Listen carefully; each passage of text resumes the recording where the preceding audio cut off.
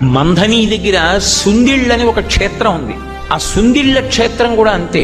నరసింహస్వామి, యోగ నరసింహస్వామి. అసలు ఆ క్షేత్రానికి బయలుదేరితే బాహ్యాంతర శౌచములు లేకపోతే అసలు ఆ ఊరికి వెళ్ళనివ్వడు. దారి తప్పిపోతుంది కారు, ఇంకోవైపుకి వెళ్ళిపోతుంది. ఆ ఊళ్ళో ఉన్న వాళ్ళు కూడా తీసుకెళ్లలేరు. నాతో స్వయంగా అక్కడ వేద పండితులు చెప్పారు, ఆ ఊరు వెళ్ళలేం, దారి మర్చిపోయి ఎటో వెళ్ళిపోతుంది కారు. ఒకవేళ వెళ్ళినా ఆ దేవాలయం రాజద్వారం దాటి అడుగు లోపలికి పెట్టలేరుట, స్పృహ తప్పి పడిపోతారు. ఆయన అనుగ్రహము ఉంటేనే లోపలికి వెళ్ళడం. నేను ఆ క్షేత్రానికి వెడతాను అని అడిగినప్పుడు కూడా నన్ను తీసుకెళ్లినటువంటి వేద పండితుడు ఏం చెప్పారంటే, అయ్యా ఇత పూర్వం ఒకసారి నేను ఒకళ్ళని తీసుకెళ్లబోయి దారి తప్పిపోయాను, నాకే గుర్తులేదు ఆ ఊరేమిటో. ఆ ఊరికి ఆ ప్రభావం ఉందండి.